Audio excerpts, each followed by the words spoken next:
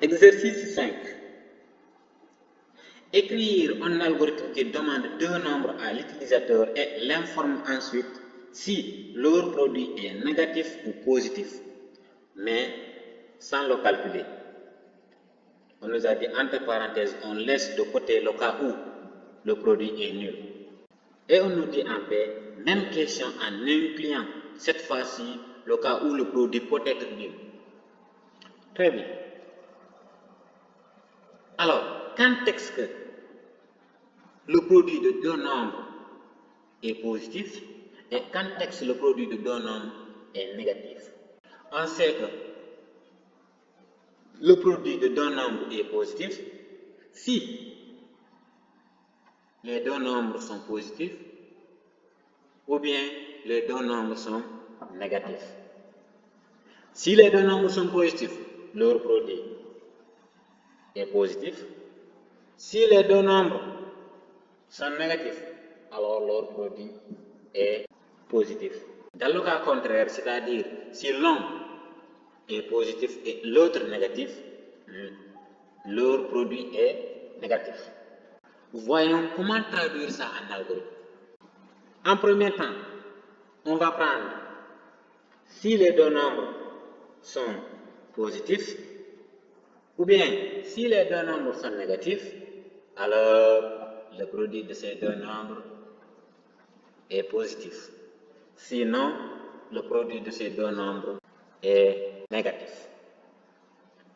Allons-y à la correction pour voir. Solution 5. var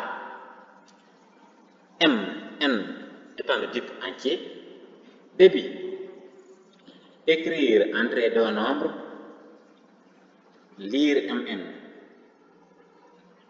Condition, si m supérieur à 0 et n supérieur à 0, ou bien m inférieur à 0 et n inférieur à 0, alors le produit est positif.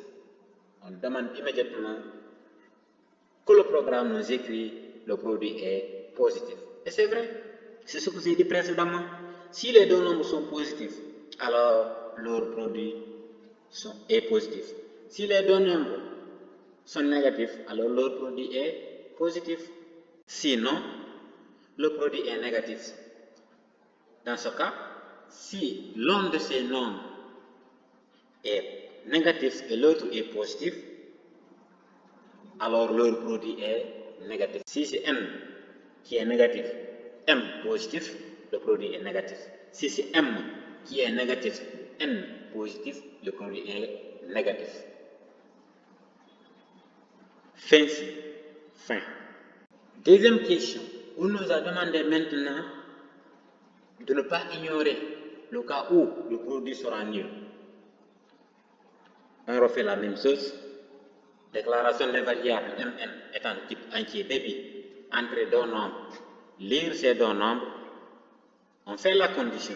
Si m égale à 0 ou bien n égale à 0, alors écrire le produit est nul. Sinon, si m inférieur à 0 et n inférieur à 0, ou bien m supérieur à 0 et n supérieur à 0, alors écrire le produit est positif, ce que nous avons vu précédemment. Sinon, écrire le produit est négatif. Ce que nous avons augmenté ici, c'est-à-dire le cas où le produit sera nul. Précédemment, nous avons vu que soit le produit est positif, soit c'est négatif. Mais dans ce cas, on nous a demandé d'introduire le cas où le produit sera nul. Et c'est la première condition. Si m ou bien n est égal à 0, alors le produit est nul. Fin. Et je vous rappelle qu'une bonne pratique, c'est de faire fin si autant de si que vous avez avant de faire la fin du programme. Exercice 6. Écrire un algorithme qui permet de lire un numéro du jour de la semaine. Numéro entre 1 et 7 et d'afficher le nom du jour correspondant. Par exemple, le dimanche correspond au numéro 1. C'est-à-dire si on entre le numéro 1, le programme nous affiche immédiatement dimanche. Si on affiche le numéro 2, le programme nous affiche immédiatement lundi. Ok, pour faire dans ce cas, on parle ici de choix multiples. Quelle est la condition qui permet de faire les choix multiples? C'est le selon. C'est-à-dire selon jour, on va afficher le nom du jour. Allons-y à la correction pour voir ce que ça va donner. Solution 6. Variable J, jour, de type entier. Début. Écrire. Donner le numéro du jour. Lire jour. Selon jour 1, écrire dimanche. Selon jour 2, écrire lundi. Selon jour 3, écrire mardi. Selon jour 4, écrire mercredi. Jusqu'à selon jour 7, écrire samedi. Alors, maintenant, si l'utilisateur entre 2, ça correspond à quel jour? C'est lundi. Le programme va nous écrire immédiatement lundi sur l'écran.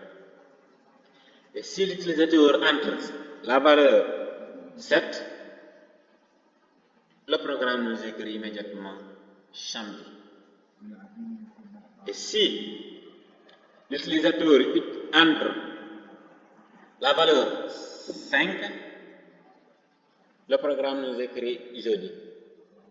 Mais si l'utilisateur nous entre une valeur qui n'est pas comprise entre 1 et 7, le programme va nous écrire donner un numéro de jour valide entre 1 et 7. Si tu n'as pas entré un nombre entre 1 et 7, si c'est 8, si c'est 9, si c'est 10, ou bien si c'est 1000, on t'écrit immédiatement sur l'écran pour te guider, donner un numéro de jour valide entre 1 et 7. Et on fait fin selon fin du programme. Et fin de cette série. Je vous remercie.